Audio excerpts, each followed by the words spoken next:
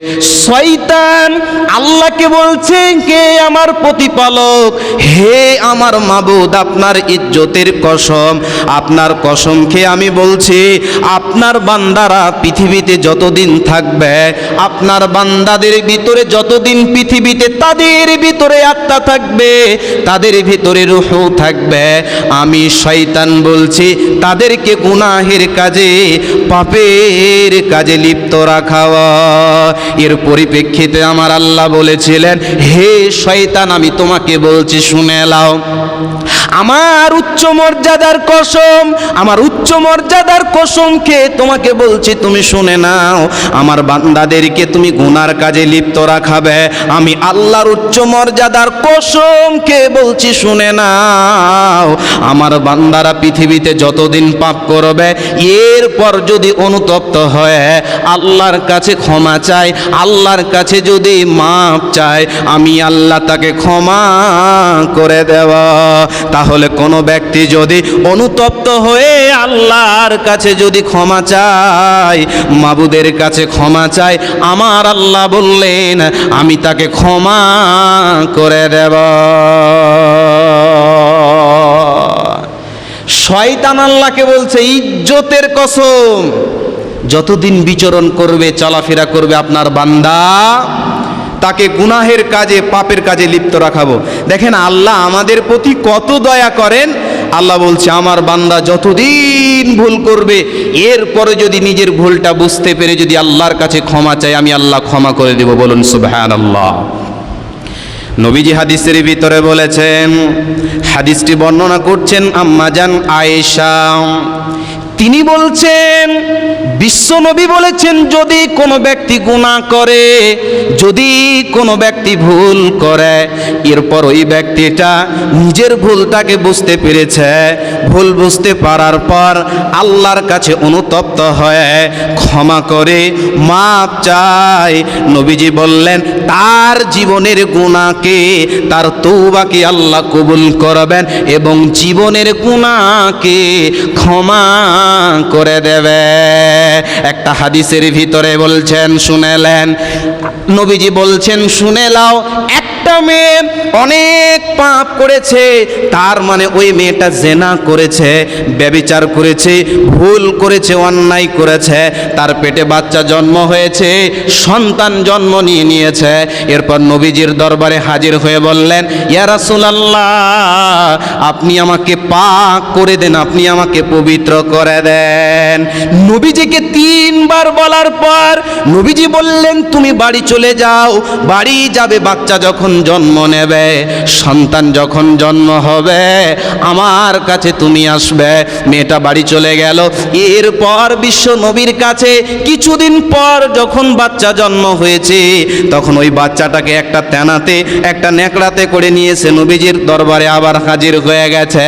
নবীজিকে বলছে, রাসূলুল্লাহ, ইয়া হাবিবাল্লাহ, ও দয়ার নবী গো, আপনি আমাকে ক্ষমা করে দেন, আপনি আমার পাপ হয়েছে, গুনাহ হয়েছে, ইসলামের যা হুকুম আছে, আইন আছে, আপনি আমার উপরে প্রয়োগ করেন, আমার উপরে জারি করে দেন, আমার গুনাহ হয়েছে, এর ব্যাপারে আপনি কি করবেন, আমাকে পাক করে দেন, পবিত্র করে দেন। এরপর নবীজি বললেন, শুনে নাও, এই সন্তান জন্ম হয়েছে, এখন যদি তোমাকে রজম করে দেওয়া হয়, এখন যদি তোমাকে রজম করে হত্যা করে দেওয়া হয়, বাচ্চার অসুবিধা হবে, তুমি বাড়ি চলে যাও, আবার তুমি আমার কাছে আসবে, ওই সন্তানটা যখন খেতে শিখবে, আমার কাছে তুমি আসবে। নবীজি বললেন, বাড়ি চলে যাও, সন্তানটা যখন খেতে শিখবে তখন তুমি আসবে। দেখেন মেয়েটা অনুতপ্ত কত, তার ভিতরে ভয় কত, যে আমি পাপ করেছি, জিনার মতন গুনাহ করেছি, আল্লাহর কাছে ক্ষমা চাইতে হবে। বাড়ি চলে গেলেন। সন্তান যখন খেতে শিখেছে, এরপর নবীজির দরবারে আবার হাজির হয়ে গেছেন। নবীজির দরবারে হাজির হয়ে বললেন, ইয়া রাসূলুল্লাহ, আমার বাচ্চা খেতে শিখে নিয়েছে, দেখেন একটা রুটির টুকরা নিয়ে বাচ্চাটাকে নিয়ে চলে এসেছে। নবীজিকে বললেন, ইয়া রাসূলুল্লাহ, আমাকে পাক করে দেন, পবিত্র করে দেন। নবীজি সাহাবীদেরকে আদেশ করলেন, নবীজি সাহাবীদেরকে হুকুম করলেন, ওরে আমার সাহাবীরা, একে পাহাড়ের ধারে নিয়ে চলে যাও, গর্ত খনন করো, গর্ত খুঁড়ে দাও, আর বুক পর্যন্ত গর্ত খুঁড়ে তাকে ওকে রজম করে দাও, পাথর মেরে দাও, পাথর চালিয়ে চালিয়ে তাকে রজম করে দাও, দুনিয়া থেকে বিদায় করে দাও। শুধু তাই নয়, নবীজি তার জানাজার নামাজ পড়েছিলেন।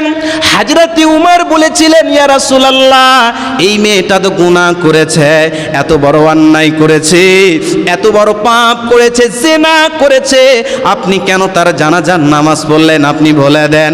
নবীজি বললেন, উমর, এই মেয়েটা এমন তওবা করেছে, এমন তওবা, খালিস তওবা করেছে, অনুতপ্ত হয়ে আল্লাহর কাছে ক্ষমা চেয়েছে, আল্লাহর কাছে ক্ষমা প্রার্থনা করেছে, যতটা তওবা করেছে যদি 70 জন মদিনার কোনো ব্যক্তির মাঝে যদি বন্টন করে দেওয়া হয়, 70 জন ব্যক্তির কাছে যদি এর তওবাটা যদি বন্টন করে দেওয়া হয়, তবে সমান হয়ে যাবে।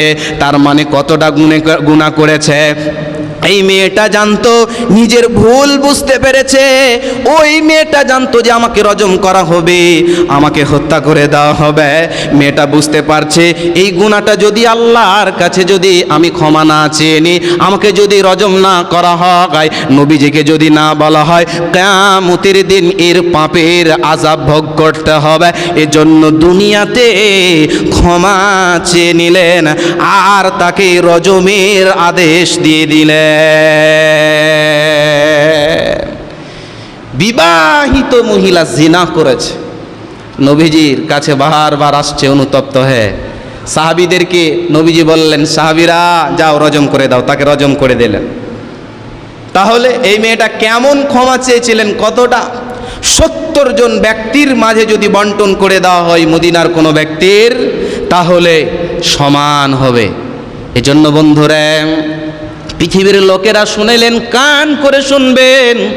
জীবনে আপনার ভুল হয়েছে, আপনি বুঝতে পারেন না, আপনি বুঝতে পারেন না, আল্লাহকে বলতে পারেন না, ক্ষমা প্রার্থনা চাইতে জানেন না। যদি আপনি অনুতপ্ত হয়ে যা গুনাহ করেছেন, যদি সেটাকে ভুলটা বুঝতে পারেন, আল্লাহর কাছে যদি ক্ষমা চান, আল্লাহ জীবনের গুনাহ ক্ষমা করে দিবে। একজন ব্যক্তি, রাসূলুল্লাহ সাল্লাল্লাহু আলাইহি সাল্লাম বলেছেন, হাদিসের ভিতরে, মিশকাতের ভিতরে হাদিসটি আছে। দেখেন, আমরা অনেক মানুষ বলে ফেলি, যখন কোনো মানুষকে দেখি পাপের কাজে, তখন আমরা বলে ফেলে দিই, এই তুমি এত বড় পাপ করতে পারো, তুমি এত বড় ভুল করতে পারো, আল্লাহ তোমাকে জীবনে ক্ষমা করবে না, আল্লাহ তোমাকে জাহান্নাম দেবে। এই কথাটা কতটুকু সত্য? আমরা বলে দিই, অনেক মানুষ বলে দেয়, গ্রামের লোকেরা যারা দেখবেন বিভিন্ন রকম পাপের সঙ্গে জড়িত, গুনাহের সাথে লিপ্ত, বলে ফেলে দেয় যে আল্লাহ তোমাকে জীবনে ক্ষমা করবে না। এ কথা চরম একদম ভুল। কেন? হাদিসটা এবার আপনাকে বলছি। 2 জন ব্যক্তি, তারা 2 বন্ধু। একজন আবেদ, ইবাদত করতো, আল্লাহর ইবাদতে মগ্ন থাকতো, সে তাসবিহ তাহলিল নামাজ পড়তো, ইমানদার লোক। আর একজন ছিল তার বন্ধু, সে গুনাহ করত, পাপ করত। ইবাদতকারীটা, যে ব্যক্তি ইমানদার ইবাদত করত, ওই ব্যক্তিটা বলছে তার ওই বন্ধুটাকে যে গুনাহ করছে, ভাইয়া এরকম পাপ করিও না, এরকম গুনাহ করিও না, গুনাহ করলে আল্লাহ ক্ষমা করবে না, আল্লাহ ক্ষমা করবে না, এর বদলে তোমাকে জাহান্নাম যেতে হবে। ওই ব্যক্তিটা তখন বলছে, গুনাহ করনেওয়ালা, আমাকে আল্লাহর উপরে ছেড়ে দাও, রবের উপরে ছেড়ে দাও, তোমাকে কিছুই বলতে হবে না, আমি যা পারছি তাই করি, তোমার এতে কোনো মাথা নড়ার কোনো কাজ নেই, তুমি বাদ দিয়ে দাও, আমি যা পারছি তা করতে দাও। এইরকম করতে করতে ওই ব্যক্তিটা ইবাদত করছে, একদিন সহ্য না করতে পেরে তাকে এমন গুনাহের কাজে তাকে দেখেছে, এমন গুনাহ করতে দেখেছে, তখন ওই ব্যক্তিটাকে বলছে, ভাই তোমাকে বারবার নিষেধ করছি, তাও তুমি শুধরাও না, তুমি সাবধান সতর্ক হও না, শুনে লাও, আল্লাহ তোমাকে ক্ষমা করবে না। এরপর তাকে একটা কথা বলছে, শুনে নাও, আল্লাহ জীবনে তোমাকে জান্নাত দেবে না। দুইজন মারা গেল, তাদের আত্মা কবজ করে নেওয়া হলো। এরপর আল্লাহ তাদেরকে হাজির করলেন, উপস্থিত করলেন তাদের আত্মাকে, তাদের রূহকে। তখন আল্লাহ বলছে ওই ইবাদতকারীকে, ওই আবেদকে, ইবাদতকারীকে বলছে শুনে নাও। কেন কেন কেন? তুমি কে বলনেওয়ালা? আমি আল্লাহর কাছে অনেক দয়া আছে, আমি আল্লাহর কাছে অনেক মায়া আছে, আমি ওই ব্যক্তিকে ক্ষমা করব। তুমি বলনেওয়ালা কে? কেন তুমি বলবে যে আমি তাকে ক্ষমা করব না, আমি তাকে মাফ করব না? সে জাহান্নাম যাবে। আল্লাহ তাবারাকা ওয়া তাআলা ওই আবেদকে বলছে শুনে নাও, জাহান্নাম তুমি চলে যাও, তোমাকে জাহান্নাম যেতে, তোমাকে জাহান্নাম দেওয়া হবে, জান্নাত তুমি পাবে না। আর যেই ব্যক্তি গুনাহ করত, যেই ব্যক্তি ভুল করত, পাপ করত, আল্লাহর দয়াতে, আল্লাহর রহমে তাকে জান্নাত দিয়ে দেওয়া হলো। কেন কেন কেন? ওইটা বলার কারণে যে আল্লাহ তোমাকে জাহান্নাম দেবে, জান্নাত দেবে না। এজন্য মুসলমান খবরদার কোনো মানুষকে বলবেন না, বুঝিয়ে বুঝিয়ে বুঝিয়ে বুঝিয়ে আপনাকে ইসলামের দিকে আনতে হবে, সঠিক পথের দিকে আনতে হবে, তবে সেই ব্যক্তি সাবধান সতর্ক অবলম্বন হতে পারবে। নচেত আপনাকে জাহান্নাম যেতে হবে ওইটা বলার কারণে খবরদার কোনো দিন বলবেন না। অহরহর বলে থাকি আমরা, দেখবেন গ্রামের ভিতরে, এই এই নামাজ পড়ো না, ভুল করো না, ভুল করছি এত, তোমার হুঁশ নেই, জাহান্নাম যাবে, যাও। অনেক মানুষ বলে দেয়, অথচ ওই লোকটা 5 ওয়াক্ত ইমানদার, 5 ওয়াক্ত নামাজ পড়ে, সে ব্যক্তি ভালো ব্যক্তি, এ কথাটা বলে দেয়। আল্লাহর নবী বললেন এই ব্যক্তিটা বলার কারণে কিয়ামতের দিন জাহান্নাম যেতে হবে। কারণ তুমি কে? জান্নাত জাহান্নামের মালিক কে? কথা বলেন, আল্লাহ। আল্লাহ মালিক, আল্লাহ যাকে তার দয়া অনুগ্রহ হবে আল্লাহ তাকে জান্নাত দেবেন।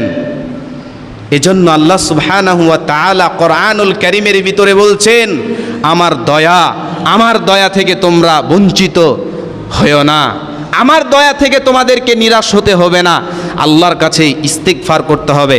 রাত্রিবেলায় চলে আসেন, চোখের জল পড়বে বয়ে বয়ে, মাবুদকে বলেন আল্লাহ জীবনে অনেক পাপ করেছি, জীবনে অনেক গুনাহ করেছি, আল্লাহ আপনাকে ক্ষমা করে দেবেন।